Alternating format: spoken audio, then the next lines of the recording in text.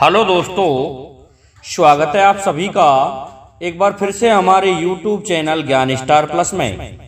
तो दोस्तों, आज हमने कमेंट चुना है जगदीश परिहार, ग्राम चक्रा।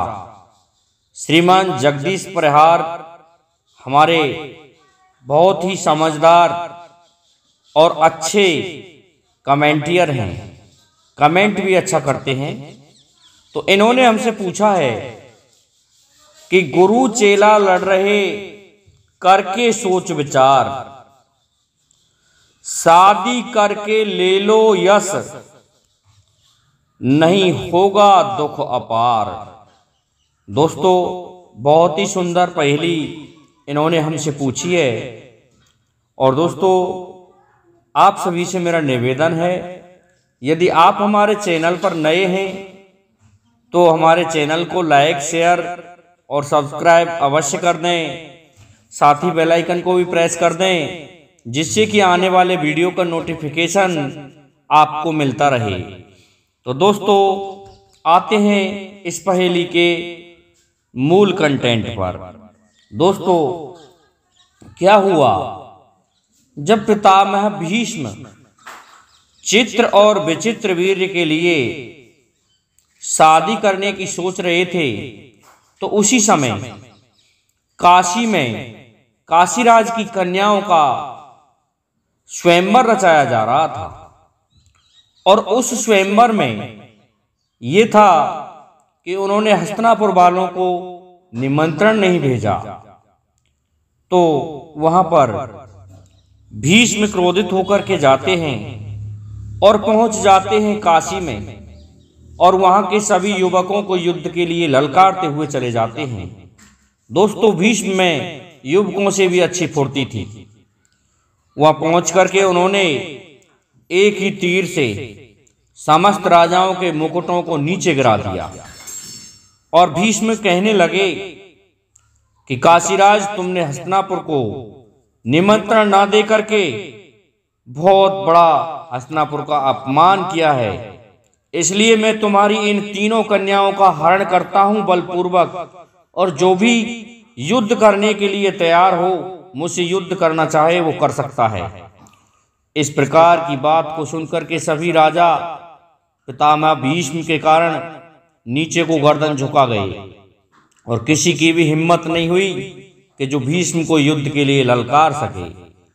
अब क्या होता है, भीष्म ने अंबा, अंबालिका और अंबिका तीनों का अपहरण कर लिया और अपने रथ में बिठा करके उन्हें हस्तिनापुर ले आते हैं। जब हस्तिनापुर पहुंच जाते हैं तो होता क्या है, एक लड़की जिसका नाम अंबिका था, वह अंबिका कहने लगी राजमाता कुंती, राजमाता सत्यवती से कि माता, मैं तो पहले ही किसी का वर्ण कर चुकी हूं, इसलिए मैं आपके लायक नहीं रही। इस बात को सुनकर के राजमाता सत्यवती चिंतित होती है और भीष्म को बुलाती है कि इन्हें सम्मान सहित काशी पहुंचा दिया जाए। लेकिन हुआ क्या, जब उन्हें काशी पहुंचाया गया तो जिस राजा का उसने वर्ण किया था, वह राजा कहता है कि अब तू मेरे लायक नहीं रही, क्योंकि तुमने तो हस्तिनापुर में जाकर के गमन किया है, तुम तो हस्तिनापुर पहुंच गई, इसलिए मैं तुम्हें नहीं रख सकता। इस बात को सुनकर के अंबिका का दिमाग ठनक जाता है और अंबिका वापस आती है और भीष्म से कहती है कि भीष्म, अब मैं कहीं की भी नहीं रही हूं, क्योंकि मैंने जिसको पति माना था वह भी नहीं रख रहा है, और इधर से तुम भी नहीं रख रहे हो, इसलिए मैं अब कहां जाऊंगी। तो इस पर भीष्म मना कर देता है और भीष्म कहता है कि तुम्हें पता नहीं, मैंने आजीवन कुमारा रहने की शपथ उठा ली थी, इसलिए मैं तुमसे विवाह नहीं कर सकता। इस बात से अंबिका परेशान होती है और गुरु परशुराम के पास पहुंच जाती है। गुरु परशुराम से कहती है कि आपका शिष्य भीष्म ने मेरा अपमान किया है, मेरा अपहरण किया है, इसलिए आपके शिष्य से कहो कि वे मुझसे शादी कर लें। तो भीष्म को समझाने के लिए गुरु परशुराम आते हैं और परशुराम कहते हैं कि भीष्म मेरी बात मान जाओ और अंबिका से शादी कर लो। लेकिन भीष्म कहता है कि नहीं गुरुजी, मैं अंबिका से शादी नहीं कर सकता। मैंने आजीवन कुंवारा रहने की जो शपथ ली है मैं उसको निभाऊंगा। इस पर गुरु परशुराम पुनः आग्रह करते हैं और युद्ध के लिए ललकारते हैं कि भीष्म तू मेरे हाथ से मारा जाएगा। मैंने 21 बार क्षत्रियों को, भूमि को क्षत्रिहीन कर दिया था, इसलिए तू मेरा कहना मान और अंबिका से विवाह कर ले।